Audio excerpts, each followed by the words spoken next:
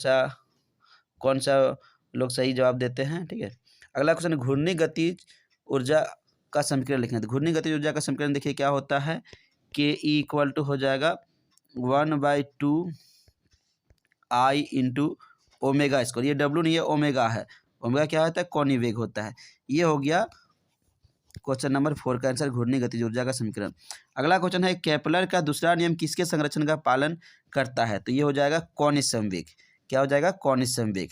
और केपलर के दूसरे नियम को क्या कहते हैं, क्षेत्रफल का नियम। केपलर के दूसरे नियम को क्या कहा जाता है, क्षेत्रफल का नियम।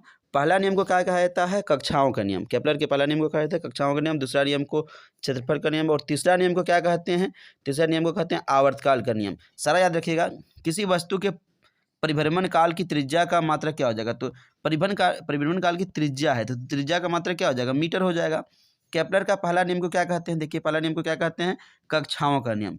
जी के मान को प्रायोगिक रूप से किसने दिया था, तो जी के मान को प्रायोगिक रूप से किसने दिया था, कैवेंडिश ने दिया था। किसने दिया था, कैवेंडिश ने।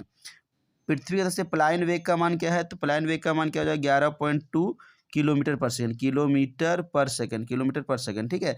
ये हो जाएगा पलायन वेग का मान है। अपरूपण प्रतिबल था अपरूपण विकृति के अनुपात को क्या कहते हैं, तो इसको कहते हैं दृढ़ता गुणांक। क्या कहते हैं, दृढ़ता गुणांक कहते हैं। पॉइसन अनुपात कहाँ लागू होता है, तो पॉइसन अनुपात केवल ठोस में लागू होता है। नेक्स्ट क्वेश्चन, प्रत्यास्थता गुणांक का मात्रक क्या होता है, तो प्रत्यास्थता गुणांक का मात्रक क्या होता है, प्रत्यास्थता गुणांक का मात्रक होता है न्यूटन पर मीटर स्क्वायर। न्यूटन पर मीटर स्क्वायर होता है प्रत्यास्थता गुणांक का मात्रक, ठीक है। अगला क्वेश्चन देखते हैं हम लोग, दाब के 3 मात्रक है। दाब के 3 मात्रक देखिए, पहला तो मात्रक होता है पास्कल, दूसरा मात्रक क्या होता है, केजी पर मीटर पर सेकंड स्क्वायर, ठीक है। तीसरा मात्रक क्या होता है इसका, तीसरा मात्रक होता है बार भी होता है इसका मात्रक होता है, ठीक है।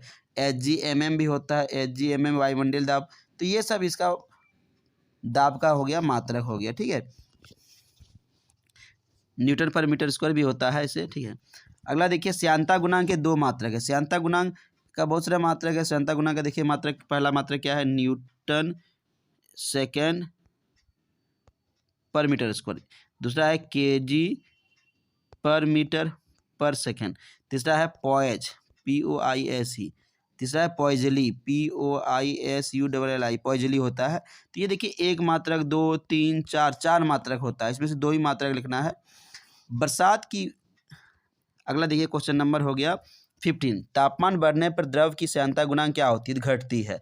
बरसात की बूंदें गोलाकार क्यों होती है, तो ये श्यानता पृष्ठ तनाव के कारण होती है गोलाकार। क्रांतिक ताप पर द्रव का पृष्ठ तनाव क्या होता है, ये पृष्ठ तनाव है। यहाँ क्वेश्चन मिस्टेक होगा, पृष्ठ तनाव क्या हो जाएगा, ये होगा क्वेश्चन, यहाँ पृष्ठ तनाव होगा, तो घटता है। सॉरी, क्रांतिक ताप पर द्रव का पृष्ठ तनाव क्या होता है, शून्य होता है। क्या होता है, शून्य होता है।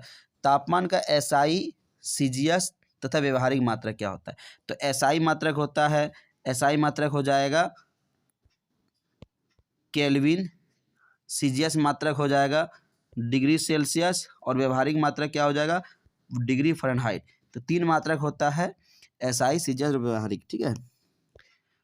जैसे तापमान का 3 मात्रक होता है ना, SI, CGS और व्यवहारिक, उस तरह से ऊष्मा का भी 3 मात्रक होता है। व्यवहारिक मात्रक SI मात्रक होता है जूल, CGS मात्रक होता है अर्ग, और व्यवहारिक होता है कैलोरी, ठीक है। 3 मात्रक होता है इसका भी, ठीक है। चलिए देखते हैं अगला क्वेश्चन हम लोग, आदर्श गैस का समीकरण क्या होता है। आदर्श गैस का समीकरण क्या होता है, तो क्वेश्चन नंबर देखते हैं 19, आदर्श गैस का समीकरण क्या होता है, PV इक्वल टू μRT या nRT, यहाँ nRT, ठीक है। PV इक्वल टू μRT या nRT, यहाँ nRT भी लिखता है, ठीक है। तो यही है आदर्श गैस का समीकरण।